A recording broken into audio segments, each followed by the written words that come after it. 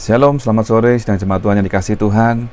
Selamat berjumpa kembali dalam ibadah online sore hari ini, di mana kita sama-sama akan mendengarkan kebenaran firman Tuhan, dan kita bersyukur bahwa hingga hari ini Tuhan masih menyertai kita, melindungi kita, memberi kita kesehatan, dan kita bisa mendengar firman-Nya. Dan sebelum kita masuk dalam firman Tuhan, mari saya ajak Bapak Ibu Saudara, dimanapun berada, kita tunduk kepala, kita akan berdoa terlebih dahulu, minta pimpinan dan hikmat Tuhan, supaya Roh Kudus bekerja, menjamah pikiran kita untuk kita mengerti kebenaran firman Tuhan yang sore hari ini disampaikan. Mari kita berdoa. Bapa di dalam surga, kami mengucap syukur, kami berterima kasih Tuhan untuk kasih kemurahan, kebaikan Tuhan yang Tuhan sudah nyatakan dalam hidup kami. Kalau sore hari ini kami datang di dalam ibadah online kami minta pimpinan dan hikmat daripada Roh Kudus sendiri untuk mengurapi hamba-Mu ini, supaya lidah, bibir, mulut hamba-Mu ini menyampaikan kebenaran firman-Mu, apa yang menjadi kehendak dan isi hati Allah yang hamba sampaikan semua untuk kemuliaan nama-Mu Tuhan. Bahkan seluruh sidang jemaat yang mendengar kebenaran firman ini, dimanapun mereka berada, Tuhan jamah dengan kuasa Roh-Mu yang kudus. Tuhan berikan pengertian-pengertian yang baru untuk mereka, untuk kami semua boleh belajar kebenaran firman-Mu ini yang akan menuntun kami di dalam jalan kebenaran dan kehidupan, supaya hidup kami terus lurus di hadapan-Mu. Kami mengetahui apa yang menjadi kehendak Tuhan dalam hidup kami, dan kami diberkati dan diberi kekuatan iman hari demi hari. Kami tahu Tuhan, Kau akan membawa kami kepada kemenangan demi kemenangan. Berbicaralah Tuhan buat kami siap untuk mendengar. Hanya di dalam nama Tuhan Yesus Kristus kami berdoa, kami mengucap syukur. Berfirmanlah Tuhan, kami siap untuk mendengar. Haleluya, amin. Puji Tuhan, Bapak Ibu Saudara dikasihi Tuhan, sore hari ini kita berjumpa kembali dengan satu tema, yaitu perjumpaan dengan Tuhan yang akan mengubahkan hidup kita.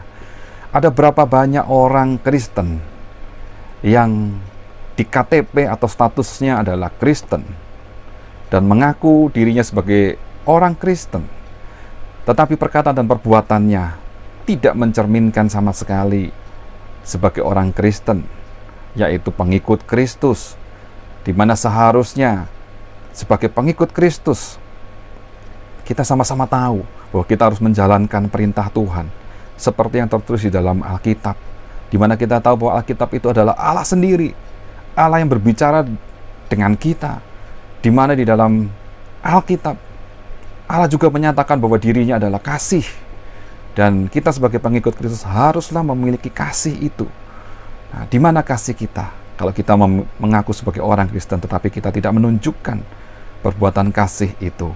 Nah, sore hari ini kita akan melihat satu contoh nyata yang tertulis dalam Alkitab, di mana kisah Saulus ini menjadi pelajaran buat kita sore hari ini, di mana Saulus yang asalnya adalah seorang penjahat ditangkap Tuhan, dijumpai Tuhan, dan diubahkan menjadi Paulus yang adalah murid Kristus sejati.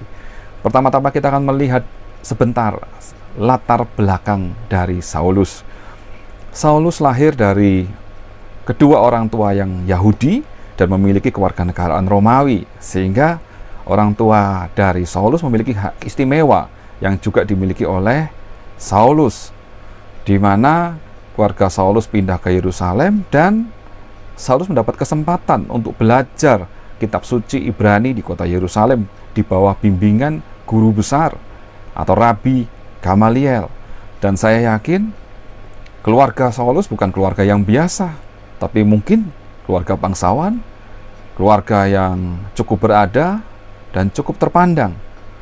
Dan Saulus bisa belajar kepada seorang guru besar yang sangat terkenal waktu itu, yaitu Gamaliel, di mana kita lihat di dalam firman Tuhan, nama Saulus muncul pertama kali di dalam Kisah Para Rasul 7 ayat 58. Pada saat terjadi pembunuhan terhadap Stefanus, Saulus hadir untuk menjaga pakaian-pakaian dari orang-orang yang melempari Stefanus sampai mati.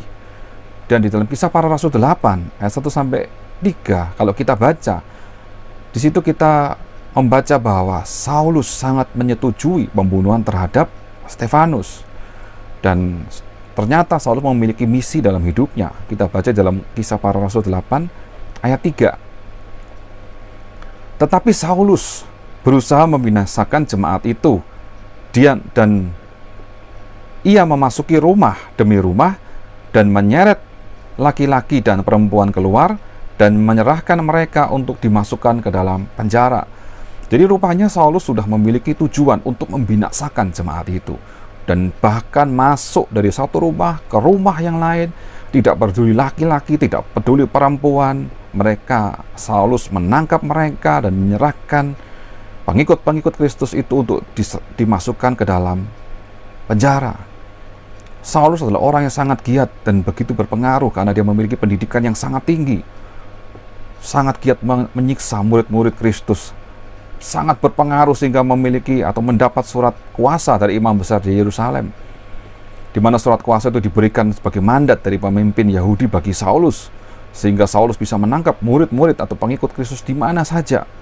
Di mana pada waktu itu orang-orang Romawi yang menjajah Israel akan membiarkan Saulus yang menangkap pengikut Kristus dan menganggapnya sebagai urusan orang Yahudi, karena Saulus memegang surat kuasa atau mandat dari pemimpin besar agama Yahudi, di mana pengikut Kristus tersebut akan ditangkap, dimasukkan ke dalam penjara, bahkan dihukum, diadili menurut tradisi orang Yahudi. Saulus pergi dengan semangat berkobar-kobar dan amarah yang meluap-luap untuk menyeret para pengikut Kristus yang ada di Damsyik. Nah, kita melihat latar belakang Saulus yang demikian adalah latar belakang Saulus yang dipenuhi dengan tindak kejahatan. Bahkan dikatakan sungguh amat jahat kejahatan yang dilakukannya, karena dia tidak hanya menangkap, menyeret, menyiksa, menghukum, membawa ke penjara, tapi juga membunuh orang-orang pengikut-pengikut Kristus, karena Saulus menyetujui tindakan pembunuhan tersebut.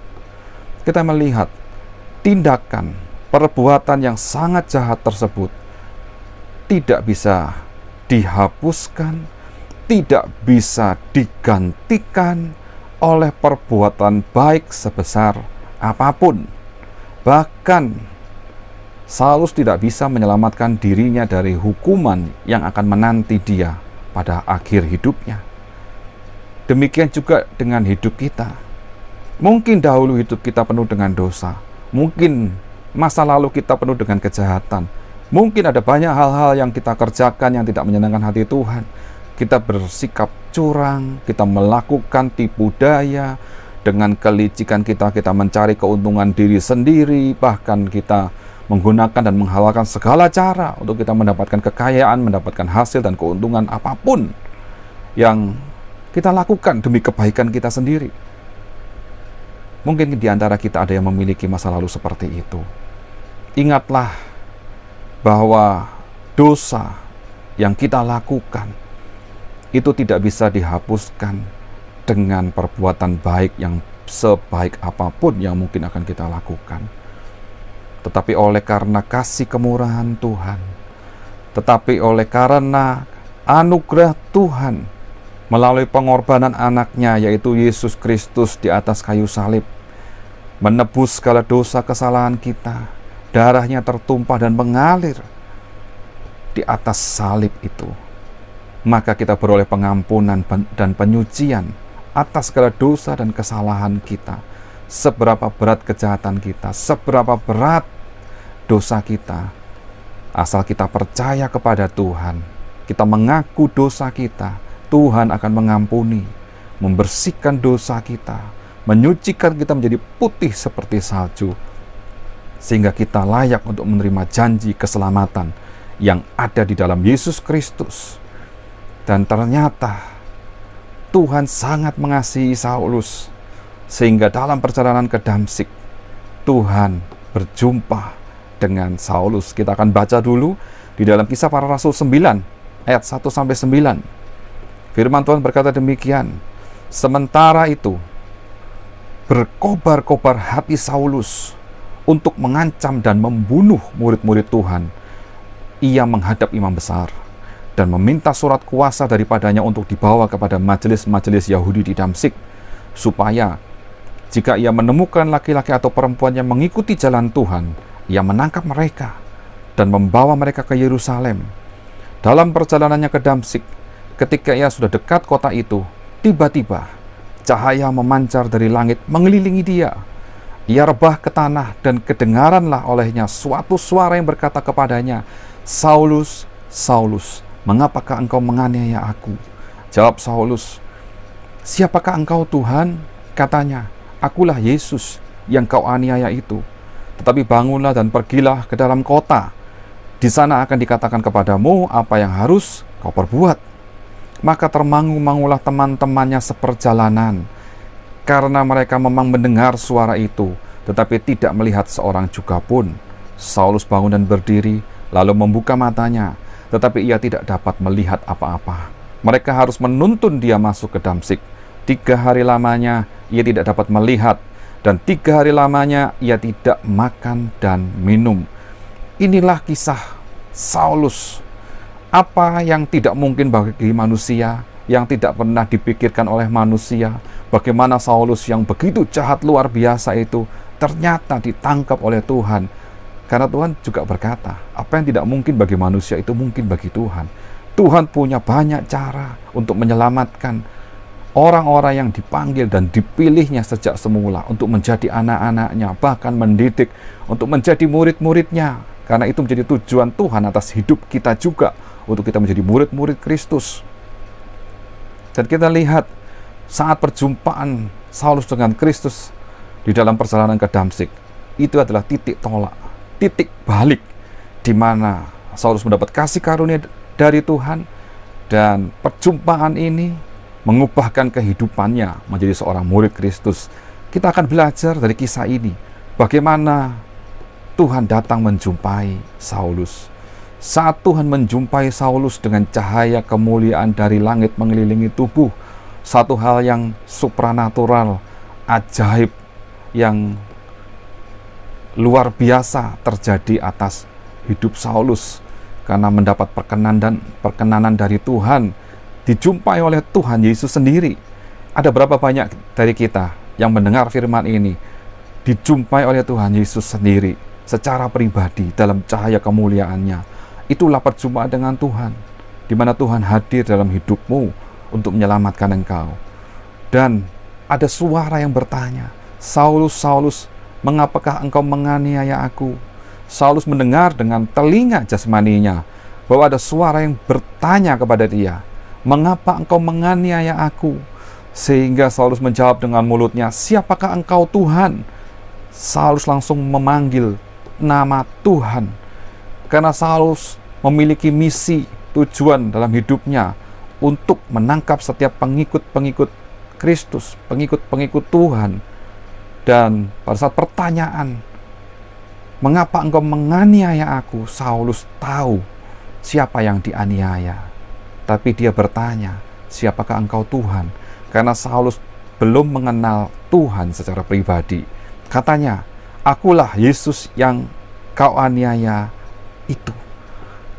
Ada kalanya kita juga mendengar Tuhan berbicara kepada kita, menegur kita, mengapa engkau jauh daripadaku? Mengapa engkau meninggalkan aku? Mengapa engkau menganiaya aku? Tapi seberapa sering kita menyadari bahwa Tuhan sedang berbicara kepada kita? Seberapa sering kita menyadari bahwa Yesus Tuhan sangat mengasihi kita? Dan saat kita menyadari bahwa Yesus Tuhan berkata-kata kepada kita, memanggil kita, sekali lagi Tuhan akan ingatkan betapa besar kasih-Nya saat Dia mati di atas kayu salib untuk menyelamatkan kita. Hal yang sama, kalau Tuhan menjumpai Saulus dan bertanya kepada Saulus, hal yang sama pula akan terjadi dalam hidup kita. Tuhan akan datang menjumpai hidup kita secara pribadi, dengan caranya yang ajaib, dengan kuasanya yang ajaib, yang membuat kita bisa mengerti bahwa Tuhan sedang bekerja. Bahkan dikatakan teman-teman dalam seperjalanan Saulus turut termangu-mangu, karena mereka mendengar suara Tuhan tetapi tidak melihat seorang pun. Mungkin ada orang-orang di sekitar kita yang juga melihat bahwa Tuhan itu sayang sama kita. Ada teman-teman yang di sekeliling kita, sahabat saudara kita, yang melihat bahwa Tuhan sedang bekerja di dalam hidup kita. Tapi mereka pun belum mengenal, belum melihat, belum tahu siapa Tuhan. Saulus membuka mata, tetapi dia tidak bisa melihat apa-apa. Saulus menjadi buta. Dan mungkin ini adalah satu akibat saat kita berjumpa atau mengalami perjumpaan dengan Tuhan. Saat Saulus berjumpa dengan Tuhan, dia mengalami kebutaan pada penglihatannya. Dan Saulus menyadari bahwa ada hukuman yang sedang dia terima. Ada proses pembelajaran yang dia sedang terima. Dan dia menyadari kesalahannya. Dan itu yang membuat dikatakan bahwa 3 hari Saulus tidak makan dan tidak minum atau berpuasa. Saulus melakukan ini sebagai bentuk pertobatan. Saulus berdoa kepada Tuhan supaya Tuhan mengampuni akan segala dosa dan kejahatannya. Dan mungkin hal ini juga terjadi dalam hidup kita ya. Saat kita mengalami mujizat dari Tuhan atau saat kita mengalami musibah yang terjadi dalam kehidupan kita, satu kondisi yang membuat kita tidak berdaya, satu kondisi yang membuat kita tidak bisa melakukan apa-apa, di mana kita tidak melihat jalan keluar apapun, di mana kita merasa sendiri, di mana kita merasa putus asa, di mana kita merasa bahwa apa yang kita alami ini sudah di luar kemampuan kita sebagai manusia. Tetapi ingatlah bahwa Tuhan hadir, Tuhan datang menjumpai diri kita di saat-saat seperti itu. Dan mungkin itulah masa-masa di mana Tuhan sedang mendidik kita. Mari kita memiliki respon seperti Saulus. Saulus melakukan puasa, artinya dia melakukan introspeksi dan koreksi terhadap kehidupannya, bahkan berdoa dan meminta ampun dengan sungguh-sungguh supaya Tuhan itu mengampuni dia, bahkan memulihkan, bahkan menyelamatkan hidupnya. Dan di dalam Kisah Para Rasul 9 ayat 17, ada seorang yang bernama Ananias yang mendapat suara Tuhan untuk datang menjumpai Saulus di kota Damsyik. Lalu pergilah Ananias ke situ dan masuk ke rumah itu. Ia menumpangkan tangannya ke atas Saulus, katanya, "Saulus, saudaraku, Tuhan Yesus yang telah menampakkan diri kepadamu di jalan yang engkau lalui, telah menyuruh aku kepadamu supaya engkau dapat melihat lagi dan penuh dengan Roh Kudus." Ada waktu Tuhan. Ada saat di mana Tuhan turun tangan untuk memulihkan kehidupan kita. Ada saat di mana kita melihat bahwa pertolongan Tuhan sungguh nyata terjadi atas hidup kita. Bukan hanya sekedar pemulihan secara rohani, tapi pemulihan secara tubuh, jiwa, dan roh itu terjadi. Saulus mengalami kesembuhan, matanya bisa melihat kembali. Bukan hanya itu saja, Saulus mendapat urapan dari Roh Kudus yang mengubahkan segala orientasi kehidupan Paulus yang sebelumnya bernama Saulus menjadi Paulus. Dari seorang penjahat yang membenci dan membunuh orang-orang Kristen dan pengikut Kristus, menjadi murid Yesus yang berani mati demi memberitakan Injil keselamatan yang hanya ada di dalam Yesus Kristus itu. Saulus mengalami perjumpaan dengan Tuhan secara pribadi. Nama Saulus yang dalam bahasa Ibrani memiliki arti berkuasa atau nama besar, dan memang sesuai dengan namanya, di mana Saulus adalah seorang yang terpandang. Bahkan dikatakan dia adalah seorang yang jenius, memiliki pengetahuan yang sangat luas dan tinggi, seorang pengusaha, bahkan boleh dikatakan ilmuwan dan juga agamawan yang taat kepada hukum Taurat.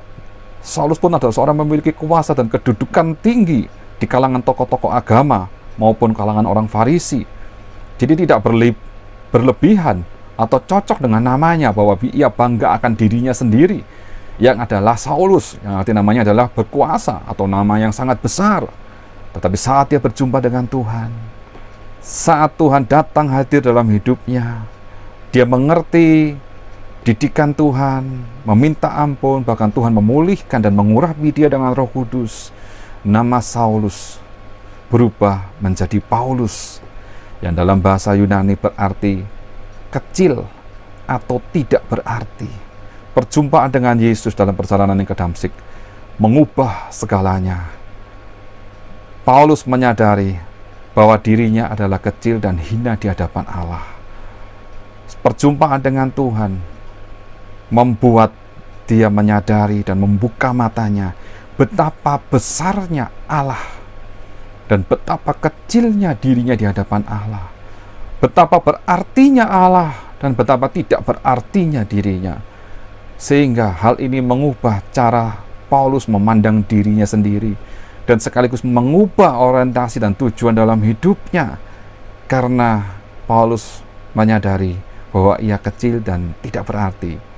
Perjumpaan dengan Tuhan pasti akan menghasilkan sesuatu yang ajaib dan dahsyat. Mari kita lihat lebih dalam lagi.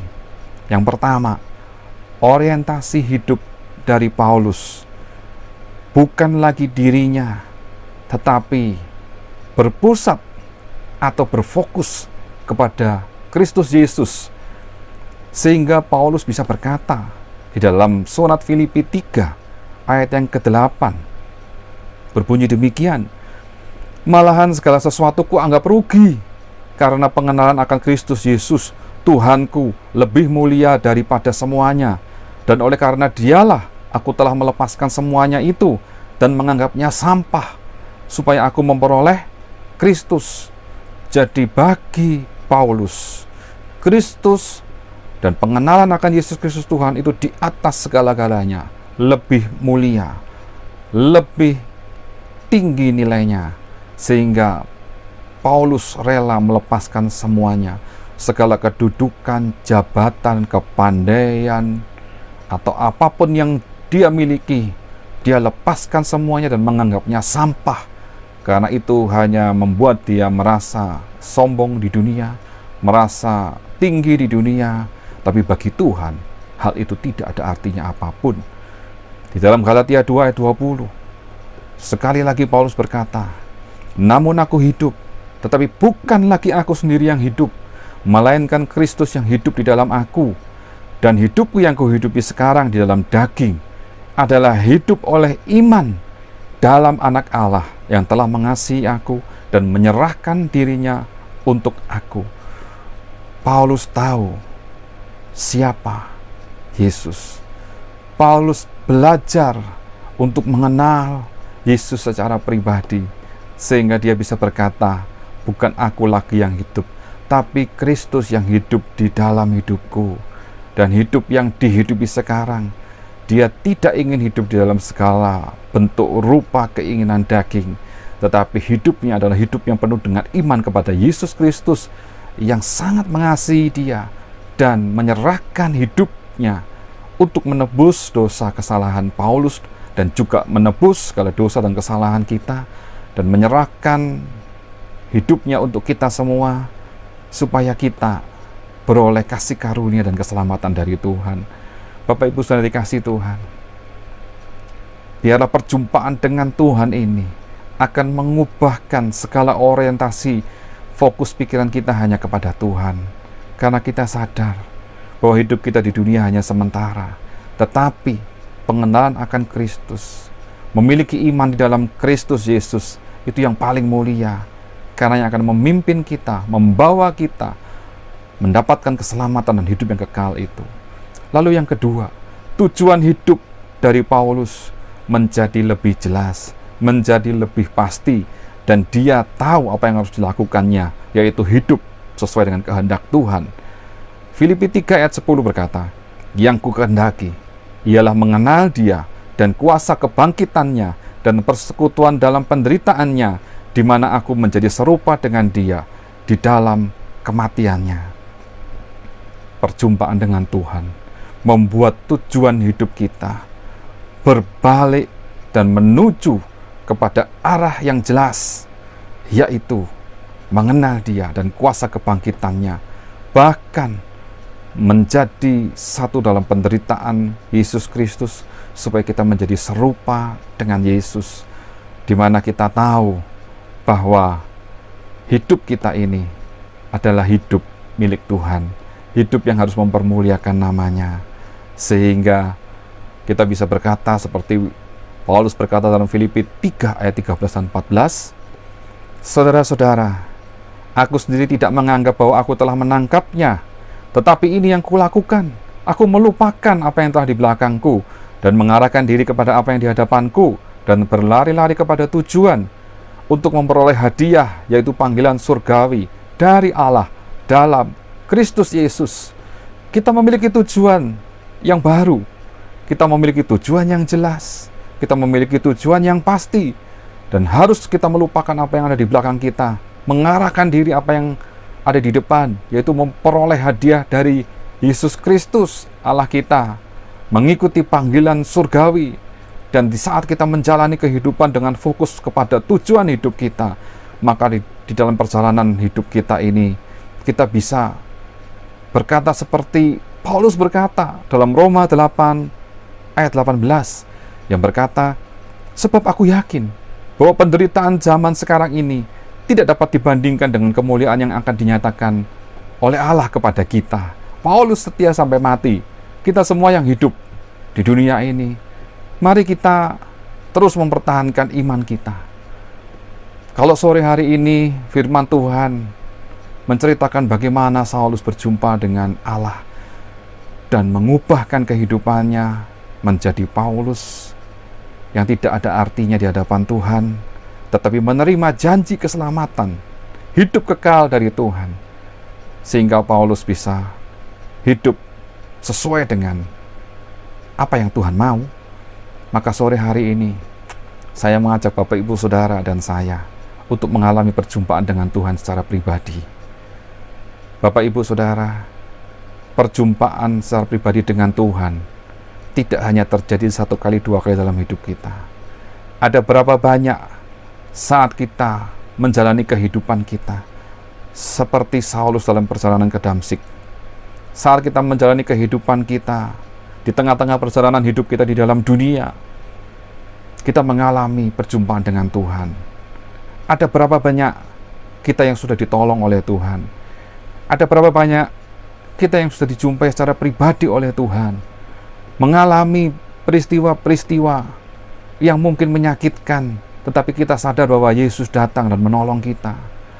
Bahkan kalau Bapak Ibu Saudara mengingat, hidupmu yang sekarang di dalam Tuhan adalah hidup oleh karena kasih karunia Allah. Engkau sudah ditebus oleh Yesus dengan darah yang mahal.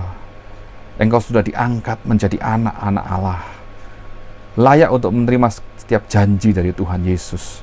Maka biarlah hidup kita ini tidak membanggakan diri kita sendiri, tidak merasa bahwa kita bisa melakukan apapun, sekalipun kita memiliki kekayaan, kepandaian, pangkat dan kedudukan apapun. Tuhan memiliki maksud dan tujuan yang sama buat setiap anak-anaknya, yaitu Tuhan ingin kita mengenal Dia lebih sungguh. Oleh karena itu Yesus seringkali hadir dalam hidup kita, dalam bentuk apapun, bahkan dalam pengalaman supranatural sekalipun, dalam kita berhubungan dengan teman-teman pelayanan, dalam hubungan kekeluargaan, bahkan di lingkungan di mana kita berada, kita melihat ada banyak perbuatan besar yang Tuhan lakukan yang membuat kita sadar bahwa Allah bekerja di dalam segala perkara, bahkan menolong setiap orang yang percaya kepada Tuhan dengan sungguh-sungguh, memberi jalan keluar dalam segala hal, supaya kita benar-benar merasakan pertolongan Tuhan yang ajaib itu terjadi dalam hidup kita. Mari Bapak Ibu sore hari ini, saat kita mendengar firman kebenaran ini, kita berkata kepada Tuhan, dengan imanmu berkatalah, datanglah dan jumpailah aku Tuhan. Datanglah dan kuasai hidupku Tuhan.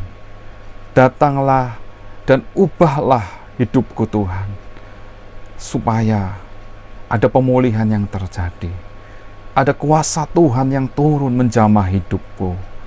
Saya yakin, saya percaya, Yesus ada di tengah-tengah kita sore hari ini. Saya yakin, saya percaya, apa yang menjadi keperluan kebutuhanmu, kalau engkau sakit, Tuhan akan menyembuhkan. Kalau engkau sudah mengalami masalah, Tuhan akan memberi jalan keluar. Kalau engkau sedang bimbang dan ragu, Tuhan Yesus akan memberikan kepastian dalam hidupmu. Kalau engkau mengalami duka cita dan kesedihan, Tuhan akan memberikan penghiburan yang luar biasa atas hidupmu. Sore hari ini Yesus datang menjumpai kita. Biar kita menerima panggilan Tuhan, biar kita mendengar suara Tuhan dengan iman percaya kepada Yesus Kristus. Kita baca ayat yang terakhir di dalam Kisah Para Rasul 9 ayat 15 dan 16. Tetapi firman Tuhan kepadanya, pergilah, sebab orang ini adalah alat pilihan bagiku untuk memberitakan namaku kepada bangsa-bangsa lain serta raja-raja dan orang-orang Israel. Ayat 16, aku sendiri akan menunjukkan kepadanya betapa banyak penderitaan yang harus ia tanggung oleh karena namaku. Saat Tuhan memanggil Paulus, Tuhan menentukan Paulus menjadi alat di dalam tangan Tuhan untuk memberitakan nama Tuhan kepada bangsa-bangsa, kepada raja-raja dan orang Israel. Bahkan Tuhan akan menunjukkan, menyertai bersama dengan Paulus, sekalipun harus banyak penderitaan yang ia tanggung karena nama Tuhan. Hal yang sama disampaikan kepada kita. Bapak, Ibu, Saudara, kita semua dipanggil oleh Allah untuk menjadi alat pilihan di dalam tangan Tuhan, untuk memberitakan nama Tuhan, untuk menceritakan kebaikan Tuhan. Bahkan kalau kita menjalani kehidupan kita ini dengan penderitaan dan sengsara karena nama Yesus, maka Tuhan akan selalu ada bersama dengan kita. Tuhan akan memimpin langkah hidup kita. Dia menyertai, Dia memimpin, Dia bersama dengan kita, bahkan memegang tangan kita, membawa kita kepada kemenangan, dari satu kemenangan kepada kemenangan yang lain. Puji Tuhan, sore hari ini Tuhan Yesus memanggil saya dan saudara.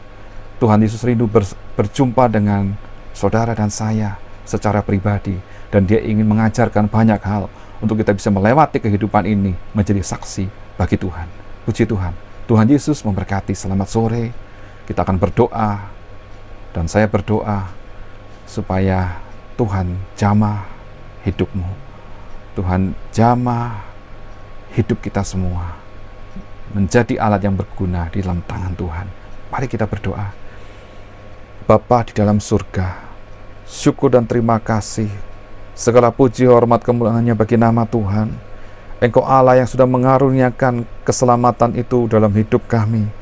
Bahkan Tuhan memanggil kami dengan satu maksud tujuan yang mulia, untuk kami menjadi alat di dalam tangan-Mu. Saat Engkau pilih dan panggil kami, Engkau tidak akan pernah membiarkan kami. Engkau akan memperlengkapi kami dengan kuasa-Mu. Engkau akan memperlengkapi kami dengan kuasa dari tempat yang maha tinggi. Ada Roh Kudus yang akan selalu memimpin kami, memberi kami kuasa, membuat kami memiliki kasih dalam hidup kami, memampukan kami untuk menunjukkan bahwa Yesus Tuhan adalah Tuhan dan Juru Selamat dalam kehidupan kami. Sehingga kami tidak hanya berkata bahwa kami adalah orang Kristen, pengikut Kristus, tapi kami menjadi murid-murid Kristus yang sejati, yang hati pikiran sudah diubahkan oleh kuasa Roh-Mu, supaya kami memiliki buah-buah Roh Kudus itu tampak dalam kehidupan kami. Kami menjadi anak-anak-Mu, menjadi murid-murid Kristus yang berjalan dalam pimpinan dan kehendak Roh Kudus. Bahkan saat kami menghadapi apapun dalam hidup kami, sekalipun kami harus menderita, sekalipun kami harus difitnah, sekalipun kami harus menanggung segala kesusahan, sekalipun mungkin kami mengalami penderitaan yang luar biasa, tapi kami yakin, kami percaya, segala perkara dapat kami tanggung di dalam Dia yang memberi kekuatan kepadaku.